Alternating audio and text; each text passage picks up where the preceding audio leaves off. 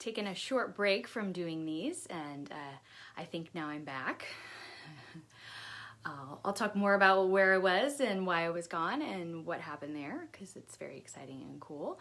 But I'm not going to go into that today. And I'm not necessarily going to address what's going on in the news right now, and that all the rioting and the fires and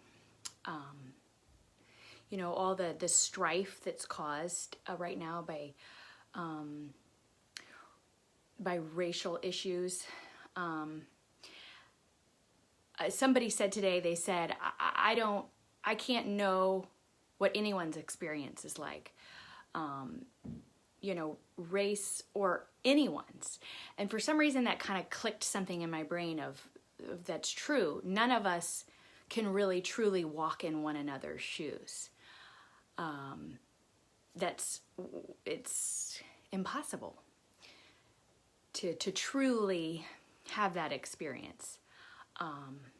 But I think we're called to try and understand. And so that is what the story that came to mind that I was supposed to share today. And it might seem odd that this is the one that I felt, I choose to share. So I believe in the Bible. And so to me, we all descend from Adam and Eve. And then to even take it a step further, then we all descend from Noah as well. So right now, we're all one people. We're all made in the image of God. And, what Jesus calls us to do is to love one another. And I'm not called to judge anyone. I'm not a judge. And even if I was a judge, I still am not judging anyone's soul. Only God gets to judge man's soul. And something else I heard in church on Sunday I thought was that had never occurred to me, was that the only sin that keeps you from heaven, there's only one sin that you don't get in heaven if you commit that sin. And that sin is unbelief. So who am I to judge anyone's sins, right? And nobody knows what anyone else really believes in their heart of hearts. So the idea of judging one another is just, we're called to love. So my story today is about when I was having a very, very difficult time in my life. I was actually having a miscarriage. It was last March. I very, very, very much wanted to have a fourth baby. And I really, really, really, really wanted that baby. And so when I started miscarrying, it was a tragedy on a million different levels for me. And I'm not going to necessarily go into all that, but I miscarried for about 2 weeks. For about 2 weeks, I was in horrific physical pain. I was at the bottom, rock bottom emotionally. I was in the most tenderest spot I've ever been in. I've never been more vulnerable physically, mentally, emotionally, spiritually, all of the above. It was just a terrible, terrible experience for me. And so how I choose to get myself through it was I started reading a series of books, because there were, I believe there's 11 books in this series. There's also PBS did a wonderful Masterpiece Classics on it as well. The title is Poldark. I highly recommend it. I actually recommend watching the series and then reading the books, which normally I don't, but with this I do.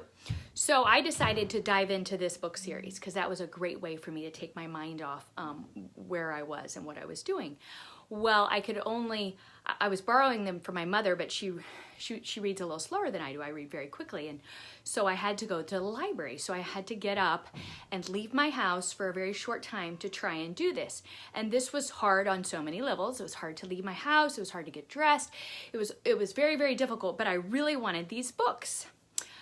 So I get to the library, and actually I had online reserved them right before I walked out the door.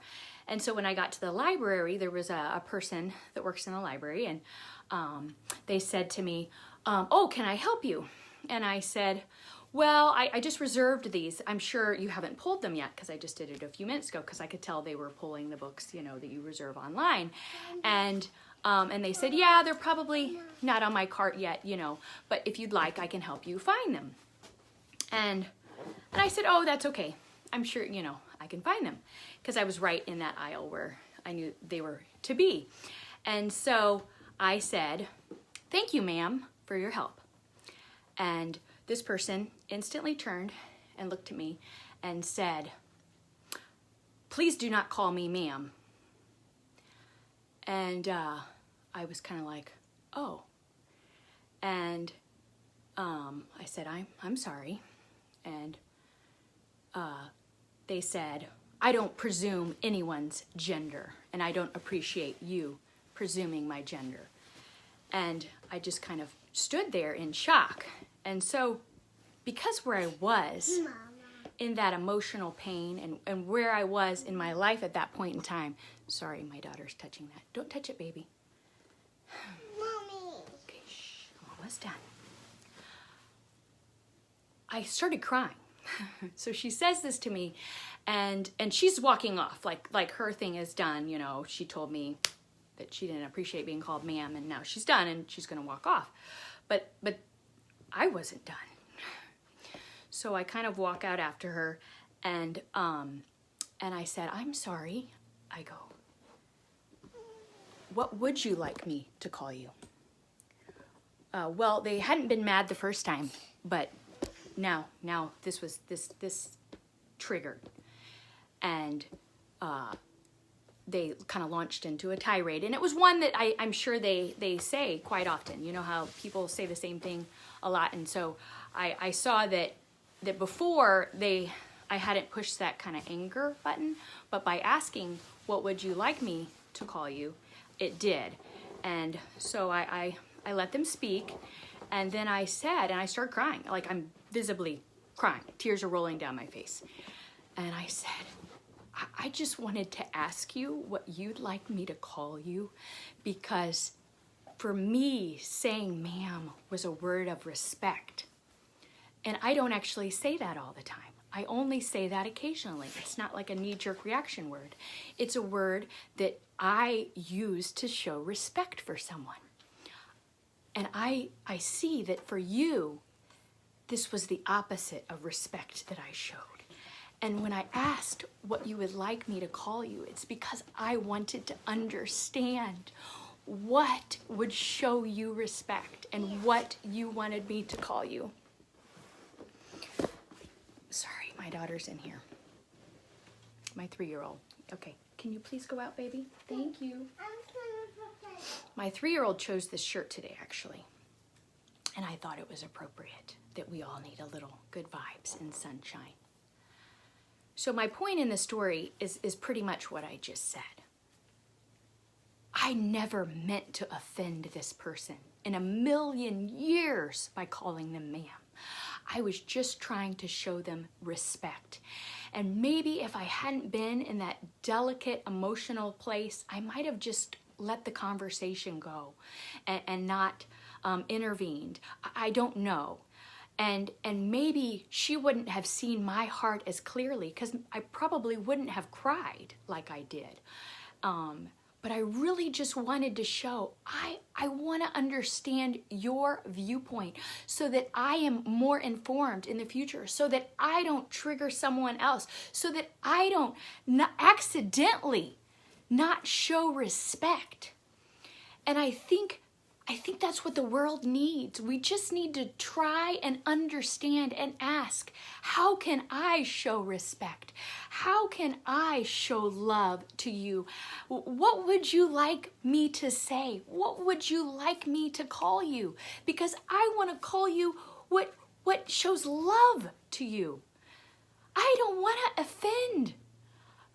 I had no desire in my life at that point in time to offend someone and have a heart-to-heart in the middle of the library.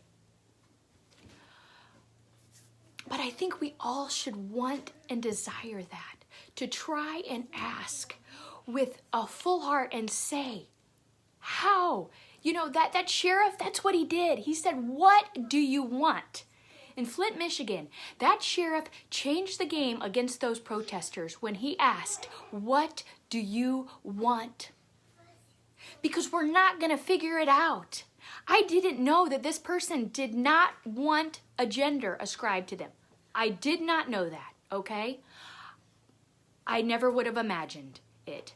And I don't know. I don't. And so that's why I want to ask everyone, try and share your viewpoint. Try and share what you want.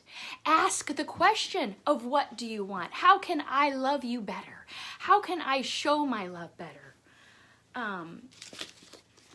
So I wasn't really sure what scripture verse I wanted to ascribe to this, and I'm not even sure how I came to this one, but it's in Leviticus 18:9. When you reap the harvest of your land, do not reap to the very edges of your field or gather the gleanings of your harvest. Do not go over your vineyard a second time or pick up the grapes that have fallen. Leave them for the poor and the alien.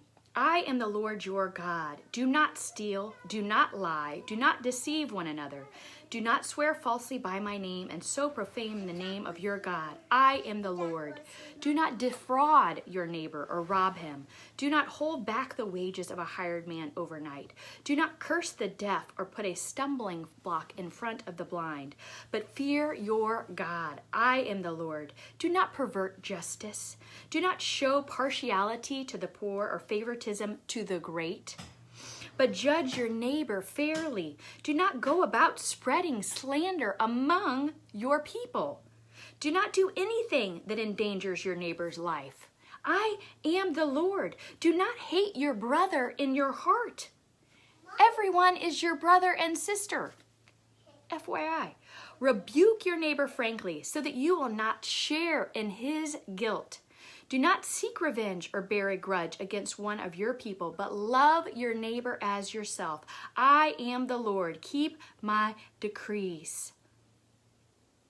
Don't seek revenge or bear a grudge against one of your people, but love your neighbor as yourself. So, Lord, help us to love each other as you have called and asked us to love each other. Let us show love. Let us try and find understanding. Let us seek you and therefore transform our hearts in seeking you and help us, enable us to love one another better. In your name we ask and pray. Amen.